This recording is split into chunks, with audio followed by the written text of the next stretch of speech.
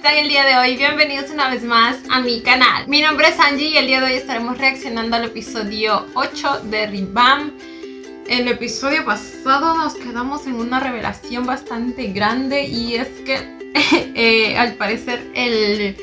padre Dracul, o sea, va a ser representado por Dank, lo cual me pone en una contradicción porque, como les digo, yo volví a ver el episodio en el que Chet va a verlo a su camilla y le agarra la mano y de verdad se ve una mano arrugadita. O sea, por eso es que yo me imaginaba un viejito. Y ahora resulta que va a ser interpretado con Dank. Entonces no sé qué esperar, no sé qué está pasando. Ahora pues confirmamos que efectivamente es un vampiro, por eso el nombre. O sea, sí, sonaba muy vampiresco. Es la persona cuyo nombre estaba en el árbol genealógico, pero pues estaba tachado. Entonces, como les decía, deducimos que algo hizo para que la familia pues lo expulse y probablemente esa sea la razón por la que quizá él armó todo lo que pasó en el orfanato para que terminen culpando a los Jonoel. Entonces, quizá él es quien está manipulando a Jet y están trabajando juntos para cobrar venganza y deshacerse de todos ellos. Por ahí Celia me decía que, tomando en cuenta cuánto Jet odia a los vampiros y teniendo sus propios motivos y viendo lo afectado que realmente estaba por el trauma de lo que pasó en el orfanato, pues ella piensa que es muy probable que Jet no sepa que el padre Dracul es un vampiro. Tiene bastante sentido. Entonces, vamos a ver, chicos, lo estaremos averiguando el día de hoy. Sin nada más que decir, comencemos con el video.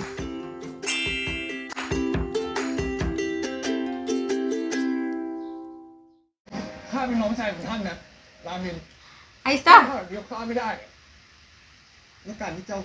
Vamos a enterarnos por qué lo expulsaron. Mataste a un vampiro de alto rango de... นายท่านคือทายาทโดยธรรมของประมุขคนก่อนดังนั้นประมุขคนต่อไปของโชโนเอลคือนายท่านรามินไม่ใช่เรื่องของแกคือข้า Excuse me, con mi metas no, ไม่ใช่เรื่องของแกคือข้า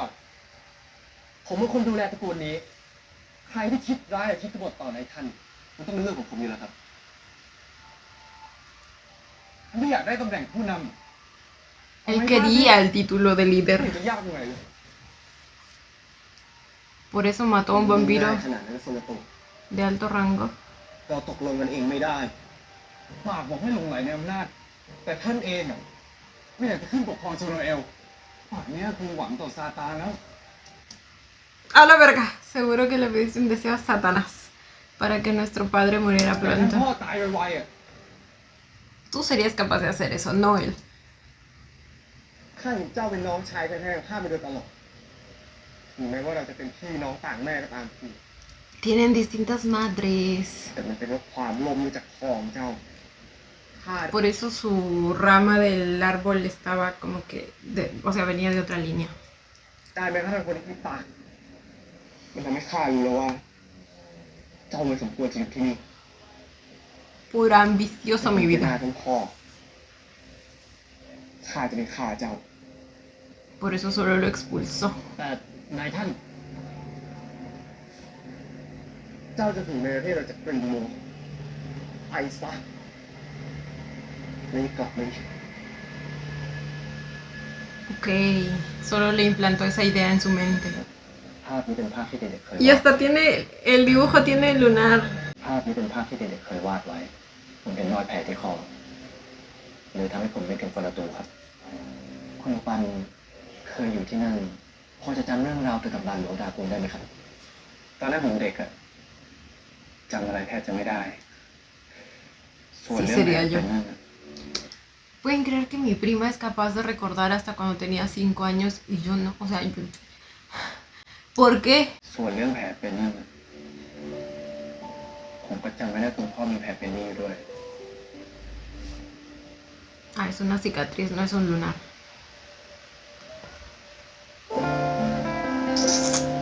¿Ustedes de qué team son? ¿De los que tienen memoria fotográfica o de los que tienen memoria olvidadiza como yo?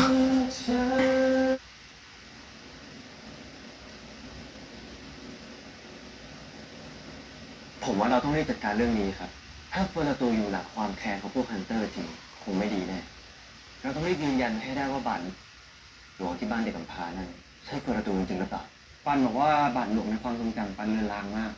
อีกอย่างเขาก็ไม่รู้ว่าหน้าตาของคนละตูเป็นยังไงเราคงหาคำตอบของเขาไม่ได้หรอกยังมีอีกวิธีนะครับ Yendo a ที่ verlo, นาย que ท่าน no. จะเห็นหน้าตาของบาทหลวงคนนั้น Exacto. และยืนยันด้วยตัวเองได้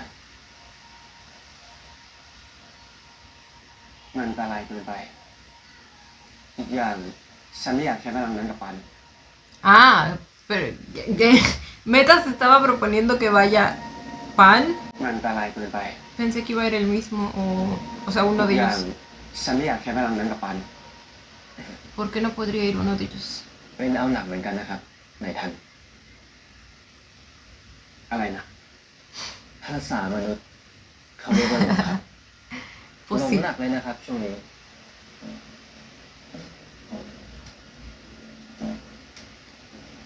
Pero pues que vaya uno de ellos, que no.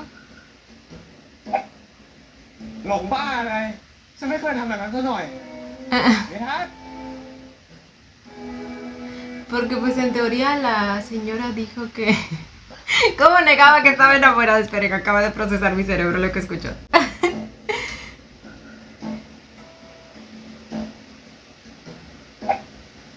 Él también lo procesó tarde. ไม่เคยทำแบบนั้นซะหน่อยไม่ทัน ¿Qué decía? Ni él mismo se lo cree. Les decía que la señora dijo que estaba en coma, ¿verdad? Y no recuerdo si cuando Jet fue a verlo, el padre le respondió o él estaba hablando solito. ต้องการหาทางออกสำหรับความขัดแย้งนี้ เราก็มีจุดประสงค์เดียวกันค่ะ Ah, llora. ผมไปที่บ้านเด็กกำพร้ามาครับ Ah, llora. ¿Por qué fue a verla a ella? No lo sé. Rick. O O sea, no dudo que en el fondo tenga buenas intenciones y también quiera parar esto, pero no sé qué tan fuerte es su amor por Jet. O sea, ¿me ที่บ้านเด็ก entienden? กำพร้ามาครับ Aunque una vez ya ayudó a ที่พวกคุณเคยอยู่ Pan.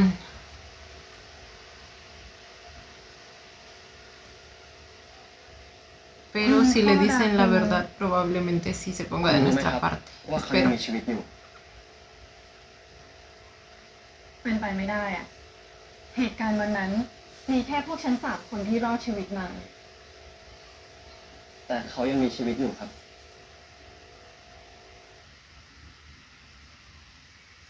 ถ้าคุณพ่อยังมีชีวิตอยู่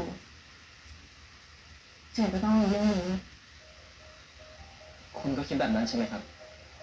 เจดน่าจะรู้เรื่องนี้ดี เรื่องของบาทหลวงดากุลยังมีมากกว่านั้น ถ้าเขายังมีชีวิตอยู่ ผมเกรงว่าเรื่องนี้จะจบไม่สวย ผมจะรบกวนขอให้คุณช่วยหาเบาะแสเรื่องนี้ได้ไหมครับ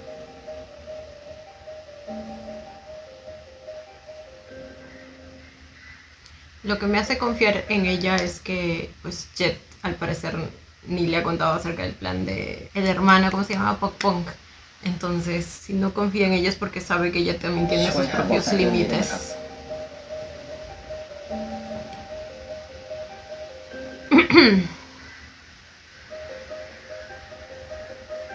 ทำไมไม่เรียกนกแก้วนกฟลามิงโกหรือนกอะไรที่มันน่ารักไม่ได้หรือไงวะ เฮ้ยกาต่อเลยแย่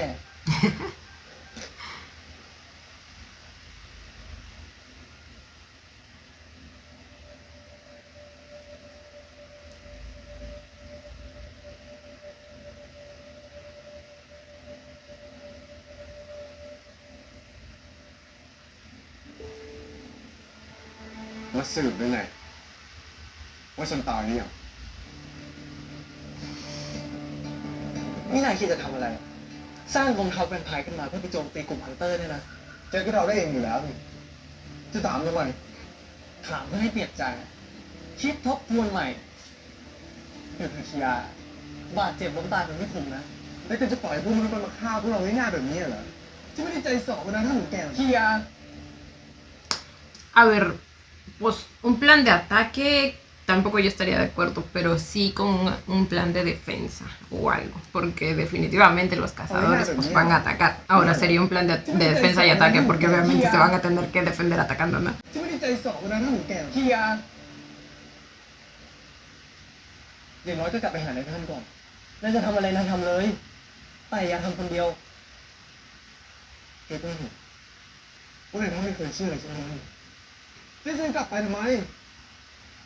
เพราะรู้ว่าหรือเปล่าว่าฉันหายมาแบบเนี้ยรู้เพราะเขาเป็นห่วงนายไง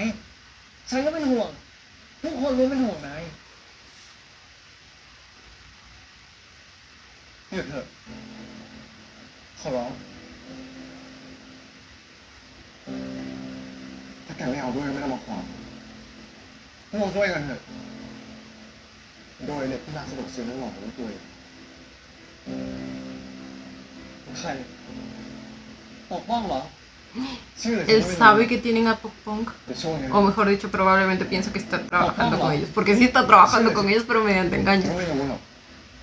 เดี๋ยวช่วงนี้สายข่าวฉันบอกว่าเจออยู่ที่ฐานคอมพิวเตอร์เผื่อใจก็ไหนก็ดีนะฉันบอกแล้วว่าพวกนี้มันไว้ใจไม่ได้โดยเฉพาะอีกบ้านนั้นเนี่ยโลกเป็นเก่งทั้งพี่ทั้งน้องเลย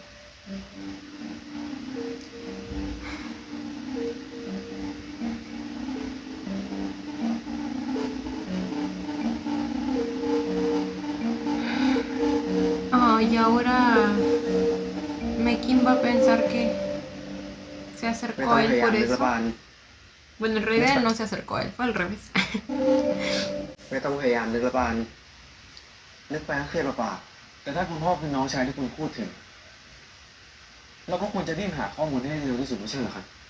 แต่ตอนเนี้ยนายต้องกินข้าวก่อนแล้วเดี๋ยวเราเข้ามาหาข้อมูลคนละตัวกัน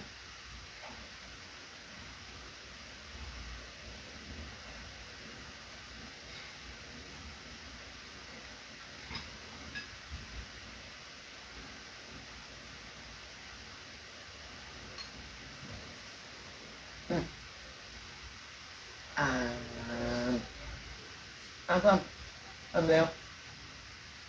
Se le cae. อร่อยไหม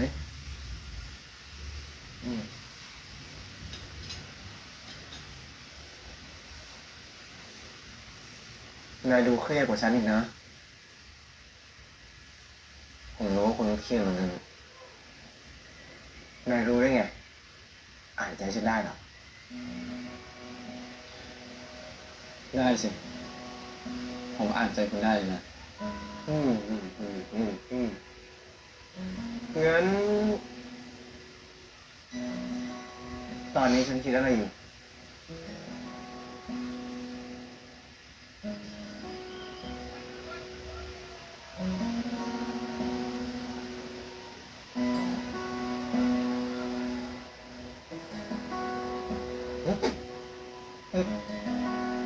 คุณอยากคีบตุ๊กตาใช่ไหมล่ะนายรู้ได้ไงอ่ะ รู้สิเพราะผมอ่านใจคุณได้ไงล่ะ ¿Eso qué? Los más cursis. เดี๋ยวก่อนนะ ถ้าคุณอ่านใจผมได้ทำไมคุณไม่ใช้พลังนั่นไปดูว่าคุณพ่อใช่คนเดียวคนละตัวที่คุณพูดถึงจริงหรือเปล่า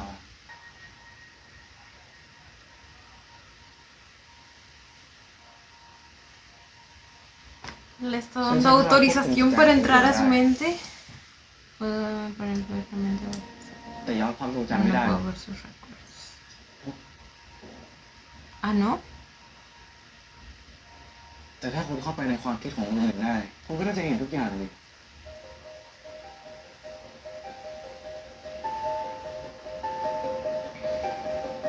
นายไม่เชื่อฉันเหรอนี่ฉันไม่เชื่อแต่ผมแค่อยากจบเรื่องนี้ให้เร็วที่สุดฉันเข้าใจและผมไม่อยากให้คุณหรือว่าใครต้องมาเดือดร้อนเกี่ยวกับเรื่องพวกนี้อีกแล้วฉันจะหาวิธีจบเรื่องนี้เองเป็นท่านครับ Sigo preguntándome por qué ninguno de ellos no va directamente a verificar si era el padre o no. ผมไม่รู้ว่าชิยาพูดอะไรไปบ้าง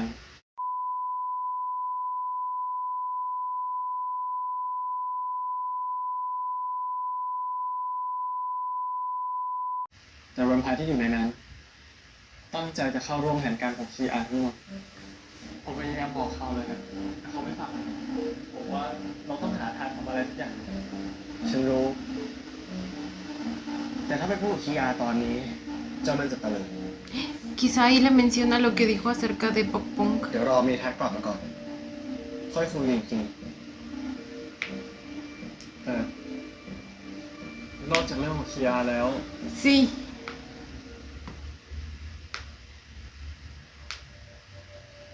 ยังมีอีกเรื่องนึงครับ ปกป้องเขารวมทีม Pan ฮัน está เตอร์ escuchando, lo sé. Lo sé.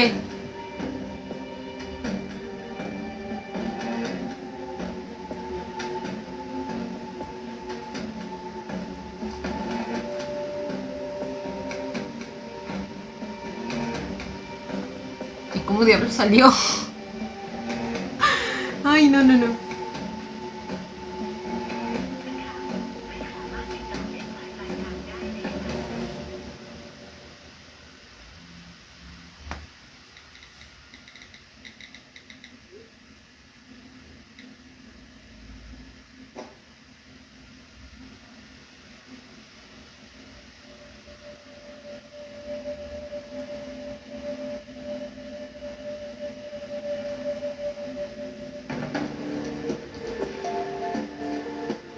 ผมส่งข้อความไปบอกคุณแล้วไงว่าผมกลับมาหาข้อมูลเกี่ยวกับพ่อที่บ้าน Ah, entonces que quizá no escuchó esa parte y salió antes. ตอนนี้มีเรื่องอื่นที่นายควรรู้มากกว่า เรื่องปกป้องใช่ไหม Ok, ok. เฮ้ยเฮ้ยโดนพายบุกมาที่นี่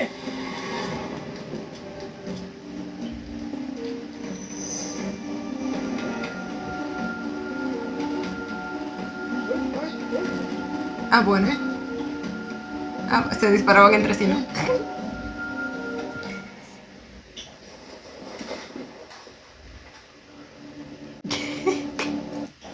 El de acá demoró la vida, ¿eh? El de en medio, con las zapatillas blancas y negras. เจ๊บ้านเจ๊เจ๊ นี่มันอะไรกันอ่ะปันเจพาพวกมันมาที่นี่ทำไม เจ๊อยู่ไหน เจจะไม่อยู่ที่นี่ทำไม แกมีอะไร นี่แกไม่รู้รู้สิแกไม่รู้อะเอลี รู้เรื่องอะไร แกก็บอกฉันมาดิ ที่เจดอะมันพาบุกว่าเขาผีพัตเตอร์ไง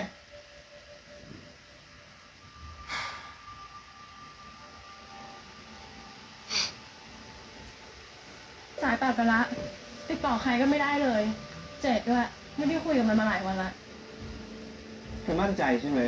ว่าปกป้องอยู่ที่นั่นจริงๆอะ คือพอมันก็ชอบพูดเล่นของมันไปเรื่อยอะแต่เท่าที่เราคุย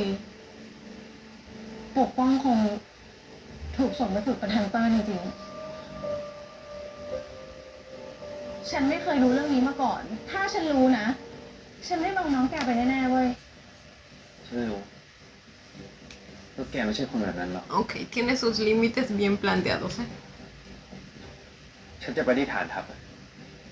ยังไงเจก็ต้องอยู่ที่นั่นแล้วไปกันเลย เดี๋ยวนะ ถ้าแกไปกันเองแบบเนี้ย มันจะไม่วุ่นวายหรอแถมแกมีแขกแบบนี้ด้วย จะให้ฉันรอผู้นั้นติดต่อกลับมา ฉันก็ไม่ไหวหรอกนะ จะให้ฉันรอผู้นั้นติดต่อกลับมา ฉันก็ไม่ไหวหรอกนะ ฉันจะพาปกป้องกลับมาให้แกเอง เดี๋ยวนั้นเจคงไม่ยอม ฉันก็ไม่ยอม น้องแกก็เหมือนน้องของฉัน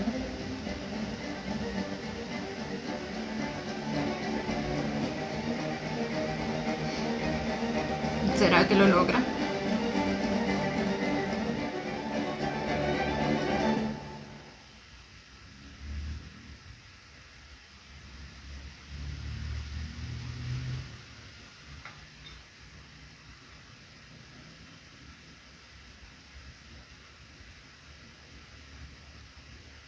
ของสิ่งนี้มันส่งเสียงได้ไม่ใช่เหรอ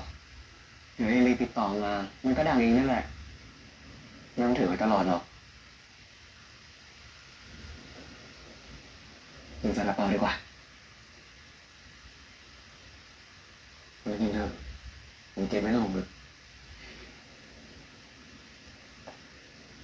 ฉันกินมาแล้ว2 ลูกไง Creo que me dieron un dato curioso de ese postrecito. Sí, aquí está. Lo del panecillo de vapor que en Tailandia le dicen salapao, lo pusieron en la serie porque es algo que hace referencia a Prem, ya que Boom le dice salapao porque sus mejillas son suaves como el salapao. Oh. Aunque acá lo llamó diferente, ¿verdad?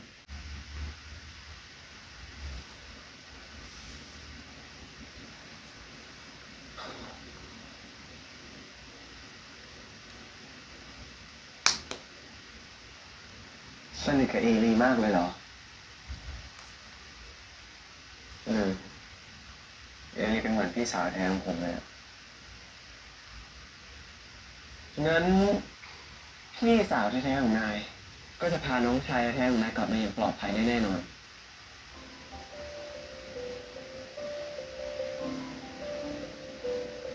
คุณว่าปกป้องจะโกรธผมไหมฮะเรื่องที่นายเป็นฮันเตอร์เหรอทำไมต้องโกรธด้วยล่ะฮันเตอร์ไม่ใช่อาชีพปกติของคนทั่วไปขนาดฉันยังไม่เห็นโกรธมีคินเลยหมอรักษาคนก็ไม่ใช่อาชีพปกติของแวมไพร์นะ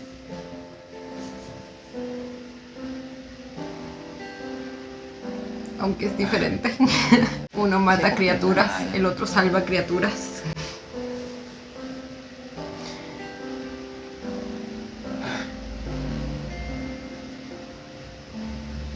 อย่ากังวลเรื่องที่ยังไม่เกิดเลยปัน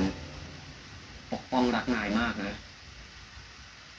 เขาต้องเข้าใจนาย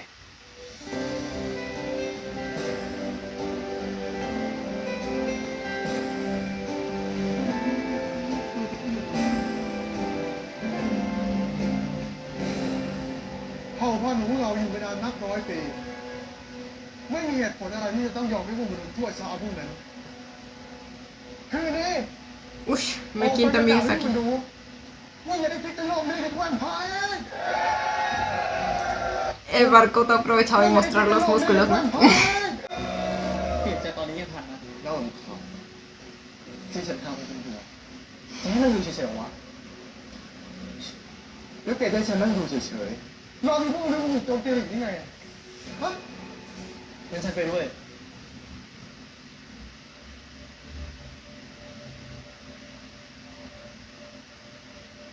ถ้าไปแล้วล่ะแล้วฉันเห็นแกไปรักษาภายในสถานรบอีกก็ฉันฆ่ากันแน่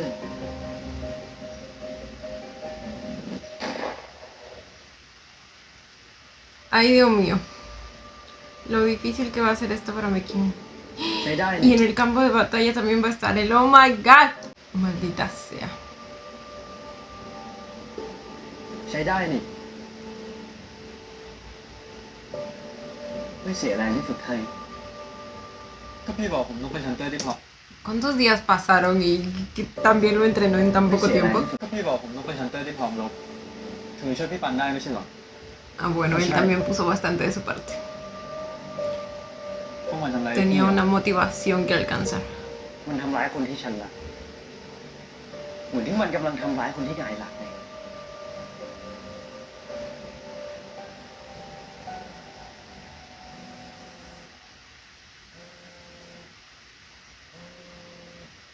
หรอเจ๊ครับผมกำลังฝึกซ้อมมันอยู่อะเสียงมันเลยดังหน่อยเจ๊ พี่เจ็ดพาตัวปกป้องไปฝึกฮันเตอร์จริงๆเหรอ แล้วทำไมแกไม่บอกฉัน อันนี้ใครหลุดบอกเรื่องนี้กับเจ๊เนี่ย เฮ้ย เจ๊อย่าบอกนะว่าไอ้แคสเตอร์มันบอกเจ๊อะเจ๊รู้เปล่าว่าผมเนี่ยพนันกับมันไว้ว่าใครจะหลุดบอกเรื่องนี้กับเจ๊ก่อน เดี๋ยวผมเนี่ยจะไปทวงบอกเกษตรมัน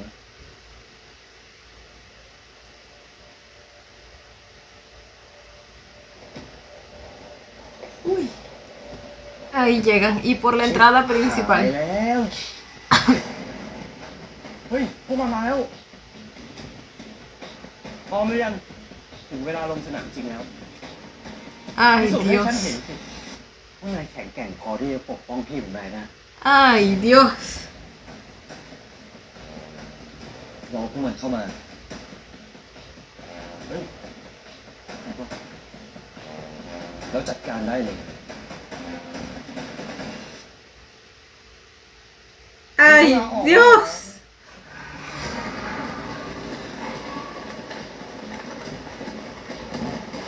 cazadores y vampiros van a cazar. ช่วยด้วย Ah, no, bueno, no duró ni 2 minutos el Pokpong. Y es que sí, solo lleva un par de días entrenando. Y son vampiros después de todo.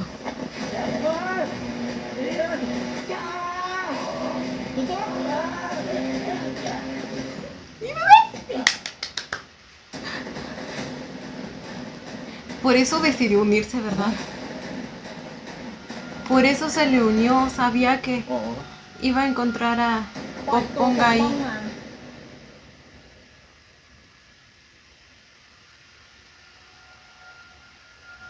Lo está curando. ผมต้องรีบพาเขาไปรักษา เชื่อใจผมเถอะ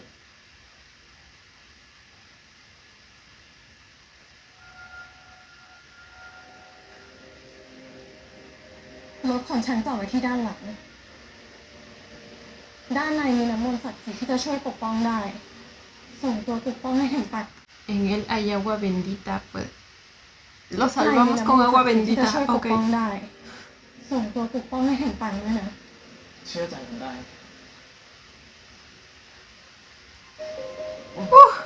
Feliz. Gracias, bebé. ให้เจอวันนะปกป้อง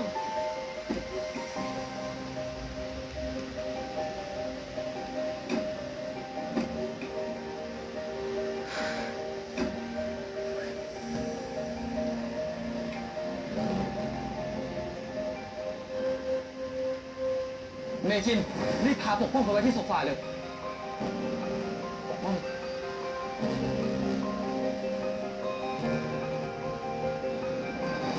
ปกป้องคืออะไรขึ้นอ่ะตอนที่เมคินพาเขาเข้ามาภาพก็เป็นแบบนี้นะครับชิยาพาพวกไปบุกที่ฐานปฏิบัติการ Fue con sus hombres atracaron a hacer los ผมเป็นกังวลก็เลยตามไป แล้วก็เจอเขาที่นั่น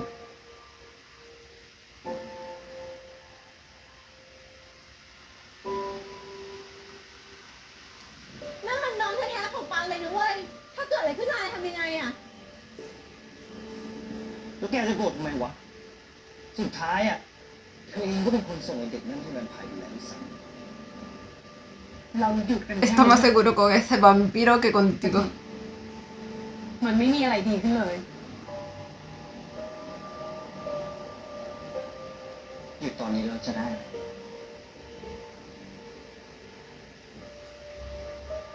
ถ้าเธออยากไปอยู่ในปันก็ไม่เป็นไร อยากไปก็ไปได้เลย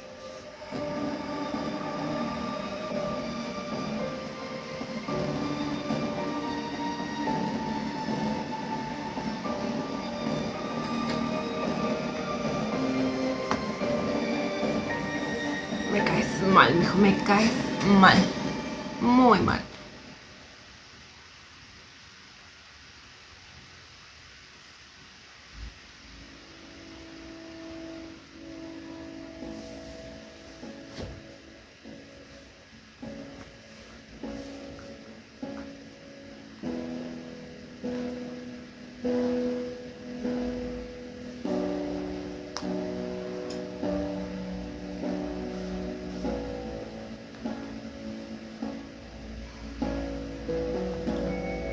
ปันนั่งก่อน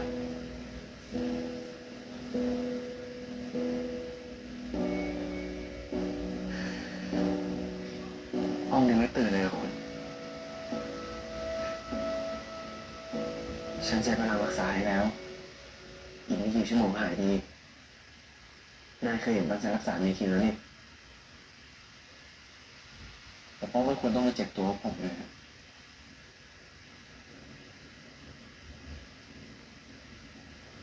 ไว้ถ้าเขาฟื้นแล้ว ค่อยคุยนะ ฉันเชื่อว่าเขาจะเข้าใจ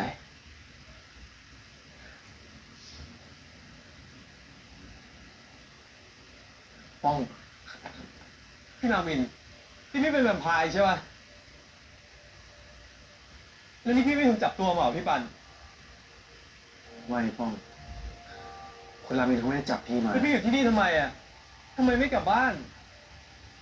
พี่รู้ไหมป้องเป็นห่วงมากแค่ไหนอ่ะ พี่เห็นป้องเป็นน้องอยู่ป่ะ ท ทำไมถึงมีอะไรไม่เคยบอกอ่ะทำเรื่องงานจริงๆของพี่เล่นเรื่องบ้าอะไรนี่อีกอ่ะ ผมขอโทษแต่ฟังพี่ก่อน พี่พูดไปดิมีอะไรที่ไม่จริงบ้างอ่ะพี่แก้ตัวมาดิพี่ปัน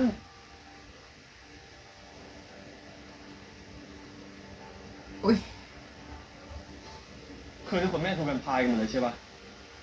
ถ้าพี่อยากอยู่กับพวกมันอ่ะพี่ก็อยู่ไปนะแต่ผมอยู่ไม่ได้ว่ะ pero primero escucha su versión. ปันเดี๋ยวผมไปตามเขาเองครับ Ok, bebé, ve.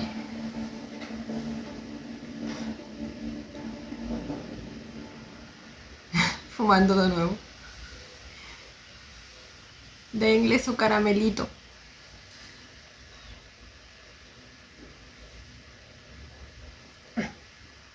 ถ้าจะมาตามผมกลับไปอ่ะ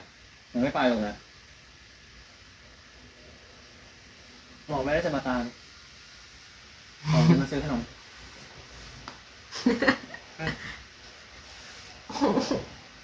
Se los tiró. จะกดอะไรหมอก็ได้นะแต่รู้หรือเปล่าที่ทำแบบเนี้ยพี่ชายเขาเป็นห่วงนะปกติเวลาผมหายไปไหนอะพี่ปังไม่เป็นห่วงผมอยู่ละหมอเองก็หลับผมได้ตั้งนานรู้สึกผิดบ้างหรือไงผมอุตส่าห์ไว้ใจหมอ หมอไปหลอกปกป้องตอนไหน หมอเป็นหมอปกป้องเป็นคนไข้หมอทุกอย่างนั้นหมอไม่เคยหลอกปกป้องเลยนะไอ้เรื่องที่หมอไม่ใช่มนุษย์เนี่ยหมอเป็นแวมไพร์มันน่าเล่าให้ฟังกันได้ไง Hola, ¿qué tal? Mucho gusto, soy un vampiro. ¿Se imaginan? แล้วหมอรู้ตอนไหนอะว่าผมเป็นน้องของพี่ปัน ตอนหนีออกมานี่แหละรู้ตัวบ้างไหมว่าพี่ชายปกป้องก็หาแทบทั้งแผ่นดินเลยนะ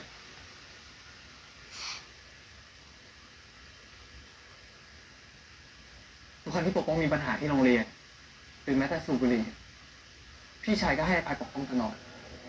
Ayura. ¿Y él cómo sabe todo eso? แต่นี่ปันเขาทำทุกอย่างให้ปกป้องปลอดภัยปกป้องจะไม่ให้อภัยพี่ชายตัวเองนะเนาะผมก็แค่โกรธที่ทุกคนตำรวจผมเป็นเด็ก ก็เลยไม่จำเป็นต้องรู้เรื่องอะไรก็ได้ โกรธพี่ปัน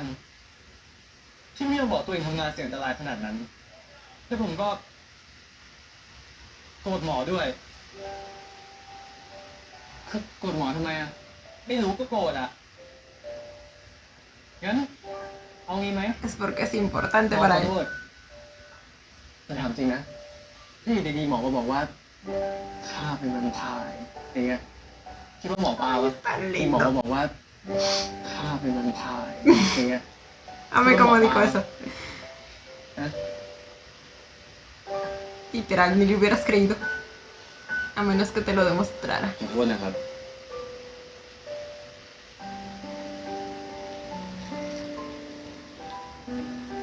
Oh, también tenía uno. งอเป็นด้วยเหรอน้องผมเป็นตัวปัญหาก็เลยต้องงอเพื่อนบ่อย งั้น เราเป็นเพื่อนกันแล้วใช่ไหมก็คงใช่มั้งยินดีที่ได้รู้จักครับ เพื่อนใหม่ Mm. รู้จักครับ เพื่อน Me King, lo quiero mucho.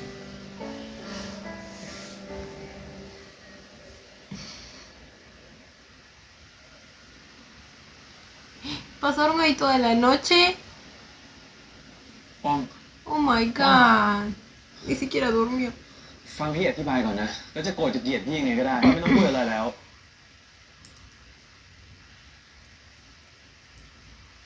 หมอเล่าให้ฟังหมดแล้วอะ Mm.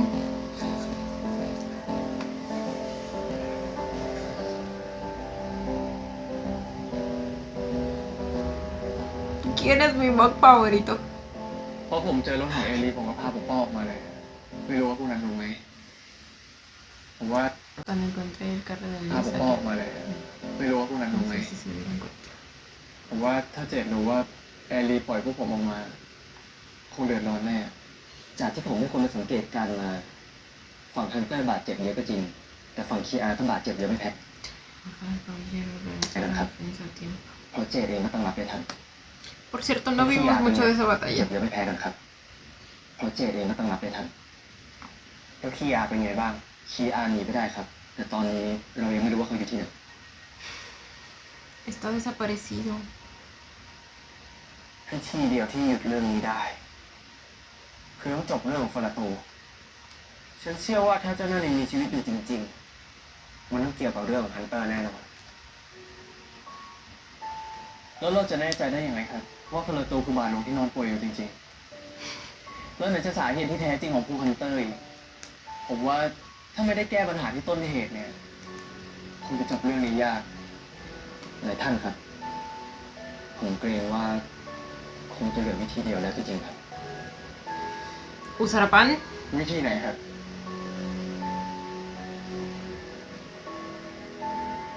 ฉันต้องเข้าไปในความทรงจำของปั้นและย้อนกลับไปดู Entonces sí puede hacerlo. ว่ามัน O sea que sí le mintió. ก็ทำสิครับ Pero pues no quería que se sienta forzado a hacerlo. แม่โกรธฉันมา15 นาทีแล้วนะ แต่คุณโกหกผมมาตั้งแต่เมื่อวานแล้ว Y sí. ฉันขอโทษ ทำไมคุณต้องโกงผมด้วย ฉันบอกนายไปแล้วไง ว่ามันอันตรายอ่ะ แต่นี่มันเป็นวิธีเดียวนะคุณ ที่จะจบเรื่องนี้ได้ แล้วถ้านายเป็นอะไรไป Es peligroso ฉันจะทำไงอะปันแล้วคุณคิดว่าผมจะปลอดภัยเหรอ ถ้าเรื่องนี้มันไม่จบสักทีอะน้องชายผมเกือบตาย ครอบครัวของคุณก็บาดเจ็บเวลานี้ผมอยากมีชีวิตสงบๆกับคนที่ผมรัก Y adivina quién es ese. Aparte de su hermano, obvio. คุณทำเพื่อผมได้ไหมเราช่วยกันจบเรื่องนี้กันเถอะแต่ฉันไม่ห่วงนายจริงๆนะปานถ้าเป็นห่วงนะก็ต่างคนต่างอยู่ไปก่อนแล้วกัน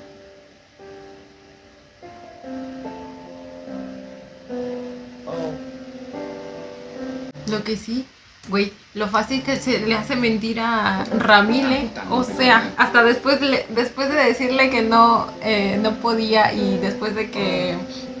Pan sospechara, le dijo, no confías en mí. Así. Güey,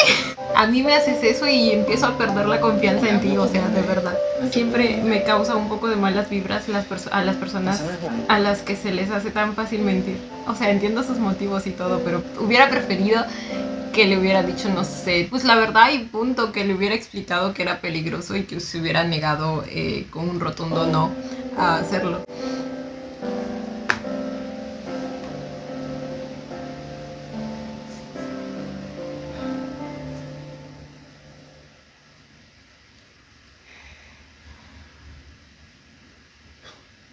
Aunque tampoco, Ramil tampoco es de las personas que,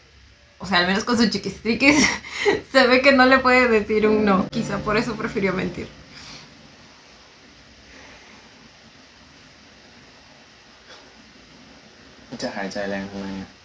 Aquí sabemos quién es el dominante en la relación.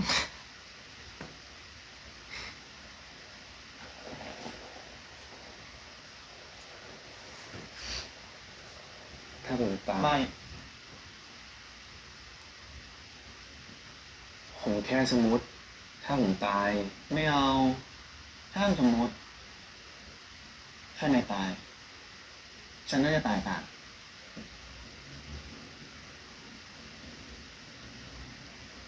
Y lo decía tan tranquilo. ฉันรักนายมากเลยนะปานรักมากกว่าอะไรทั้งหมด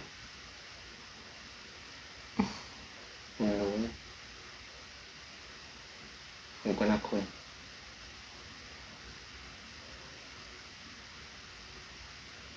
นายอย่าโกรธฉันเลยนะเรื่องที่ฉันไม่ยอมใช้พลังกับนายอะ Antes se enojaba porque lo usaba en él, ahora se enoja porque no lo usa en él. ผมรู้ว่าคุณเป็นห่วงผม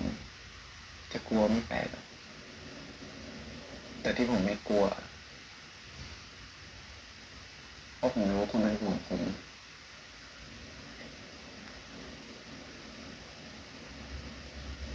ผมแค่สมมติว่าผมตาย คุณยังทนไม่ได้เลย แล้วคุณจะปล่อยผมเป็นอะไรไปได้ยังไงอะ อืม แต่ฉันลองคิดดูนะครับ ลองไว้ใจความรักของเราดู ผมว่าเราจะไม่เป็นไรครับ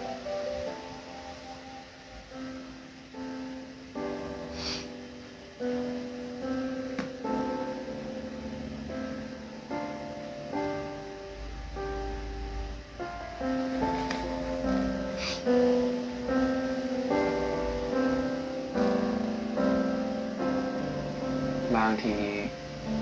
การที่คุณเข้าไปในความทรงจำของผม คุณอาจจะทิ้งอะไรบางอย่างทำให้ผมมาเจอคุณก็ได้ คุณจำได้ไหมฮะที่ผมเคยบอกว่าผมเคยเจอคุณมาก่อนทั้งในความฝัน แต่ความทรงจำในที่ของ Quizá es ผม por eso que lo ve. ตอนแรกผมก็คิดว่ามันเป็นเรื่องบังเอิญแต่พอผมรู้พลังของคุณสามารถทำอะไรได้ บางทีเรื่องราวทั้งหมดอะเราอาจจะสามารถกำหนดมันได้ก็ได้นะ ¿Tiene sentido? หมายความว่าไงอะปัน ผมแค่คิดอะเพราะนอกจากที่คุณเข้าไปในความทรงจำของผมเพื่อเช็คดูว่าคุณพ่อดาคุณคือคนเดียวกันกับน้องชายของคุณไหม คุณก็อาจจะเข้ามาเปลี่ยนแปลงอะไรหลายอย่างในชีวิตผมก็ได้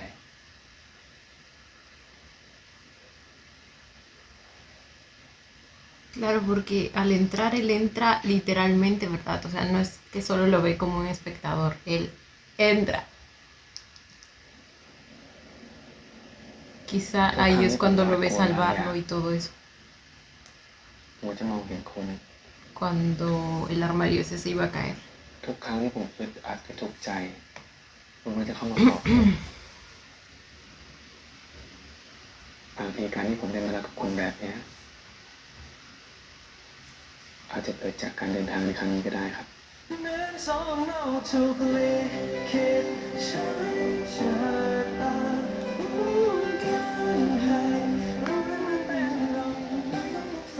ว่าเราจะเกิดขึ้น ผมก็ขอให้การเดินทางครั้งนี้ เป็นการเดินทางที่พิเศษ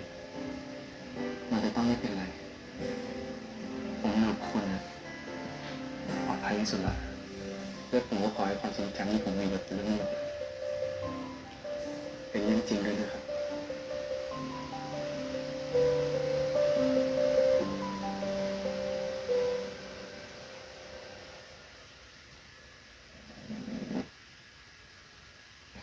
Sus microbesitos, güey.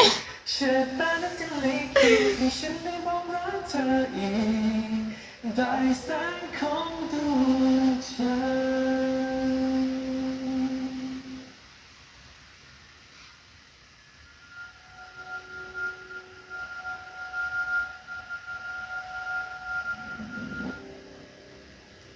Ahí.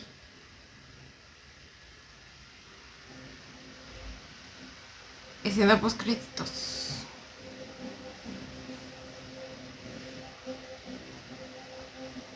อีกนานไหมกว่าจะเสร็จอ่ะ ผมเป็นห่วงพี่ปันอ่ะ ไม่ต้องเป็นห่วงปันหรอก ถ้าเป็นอะไรขึ้นมาก็เป็นห่วงทุกคน เดี๋ยวใช้พลังรักษาให้ ไม่ใช่อย่างนั้นดิหมอ หมอต้องบอกพี่ปันไม่เป็นไรดิ แล้วก็ไอ้เรื่องพลังอะไรเนี่ยยังไม่ชินอ่ะ มันช่วยรักษาได้จริงเหรอ ก็เหมือนที่หมอรักษาปกป้องตอนนั้นไง ปกป้องก็หายดี เดินไปเดินมาคล่องแคล่วเนี่ย ปกป้อง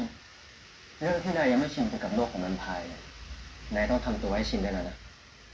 ดูจากความสัมพันธ์ของนายท่านกับคุณปัน นายน่าจะต้องเกี่ยวข้องกับพวกเราอีกนานเลยล่ะ Y te acostumbras porque te acostumbras, dice el Metas. ออกมาได้แล้วสินะ เอางี้ มานั่งทำตัวให้สบายใจด้วยว่ะมาอ้ายอย่าไปเครียดอย่าไปเครียด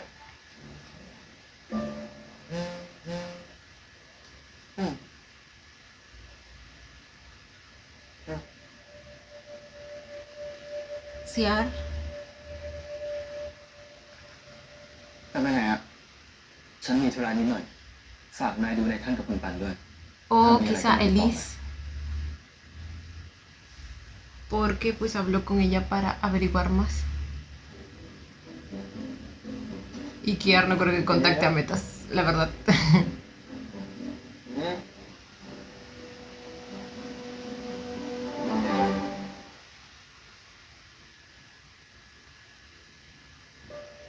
ฉันเจอเอกสารพวกนี้อยู่ที่ใต้โต๊ะของเจดค่ะ ถ้าเรื่องที่คุณบอกฉันเป็นเรื่องจริง เจดคงซ่อนตัวคุณพ่อไว้ที่ไหนสักแห่ง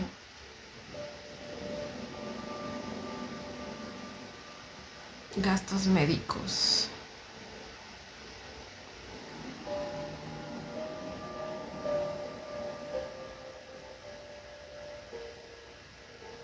ทำไมคุณถึงเปลี่ยนใจมาช่วยผมล่ะครับ ฉันเบื่อที่จะเจอความสูญเสียแล้วค่ะ แต่ฉันคงช่วยคุณได้เท่านี้นะคะ ที่เหลือคุณคงไปจัดการต่อเอง ขอบคุณนะครับ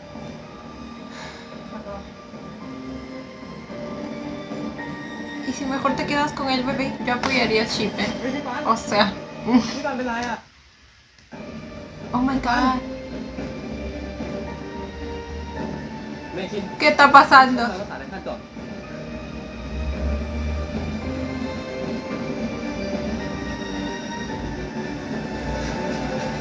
¿Qué pasó? No sabía que así era el proceso, ambos como que están sumergidos en otro mundo o sea, literal no están aquí. Y bueno chicos, este fue el episodio 8 de Revamp. Finalmente recuperamos a Pokpong. Estuvimos a punto de perderlo también primero porque pues no duró ni 2 minutos el muchacho en la batalla, o sea, literal. Ay, no, y según él ya estaba listísimo, ¿eh? Bueno, también es lo que Jet le hizo creer, pero pues no. Es diferente la práctica que la realidad. Afortunadamente Mekin estuvo ahí para salvarle la vida porque pues él ya se había enterado. Kiar le había dicho que lo había visto siendo parte de los cazadores, o sea, estando en los entrenamientos, y sabía también que Kiar iba a ir a atacar en cualquier momento, entonces por eso es que le pide unirse supuestamente para ayudarlo, pero pues en realidad no, estoy segura que solo se lo pidió para ir a buscar a Pokpong. Ahora, Kiar le advirtió que no podía curar a ningún cazador de ahí y pues fue lo primero que hizo, así que no sé qué vaya a pasar con eso. No creo que Kiar haga algo en contra de Mekin, pero definitivamente pues ya no va a volver a confiar en él. Mucho de la batalla no vimos, la verdad me hubiera gustado ver un poco más. Solo sabemos que hubieron bajas de ambos lados y ahora Kiar pues está desaparecido, claramente volviéndose a preparar para un segundo golpe porque sabemos que pues para él todo esto va a acabar cuando acabe con todos los cazadores. Ahora, mientras tanto,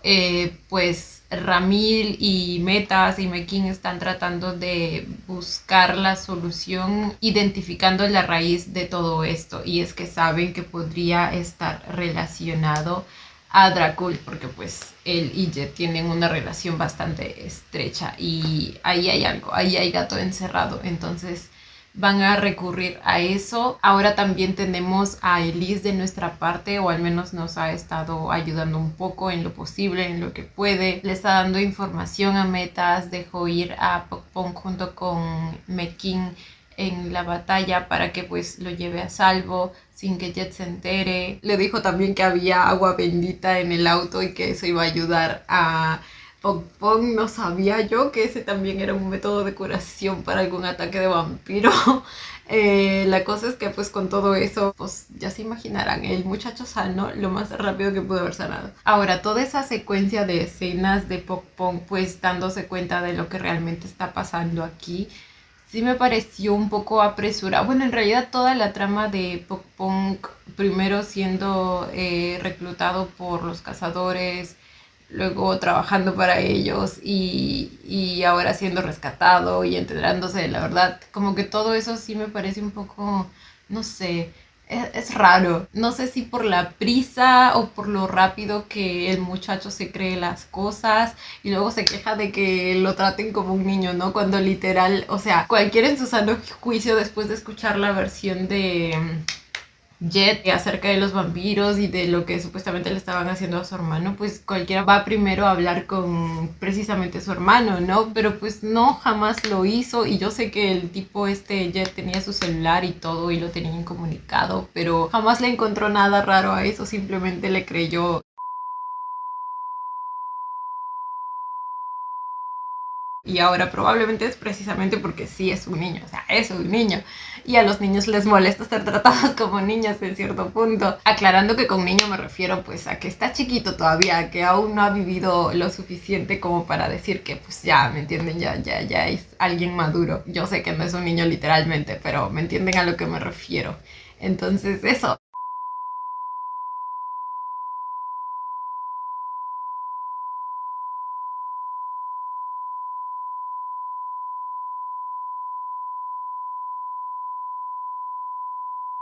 De todos modos me gustó la charla que tuvo Mekin con él, la manera en que le hizo entender las cosas.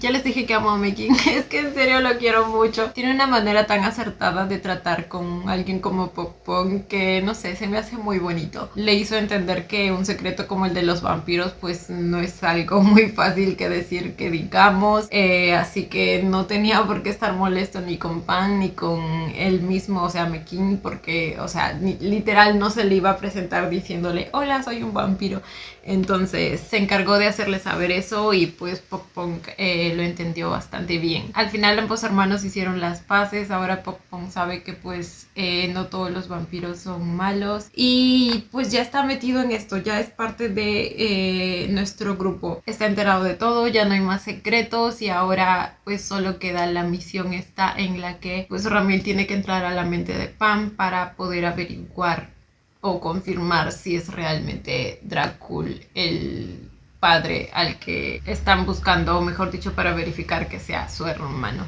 Aunque yo creo que mucha verificación pues, no se necesita, ¿no? Porque el dibujo está bastante claro.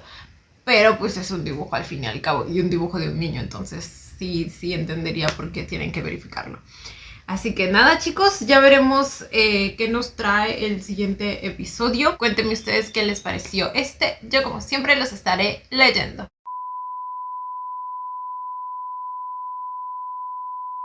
Y bueno, chicos, esto ha sido todo por el video de hoy. Espero que les haya gustado. No olviden darle la manita arriba y suscribirse si les gustó el video. Si les gustó mucho,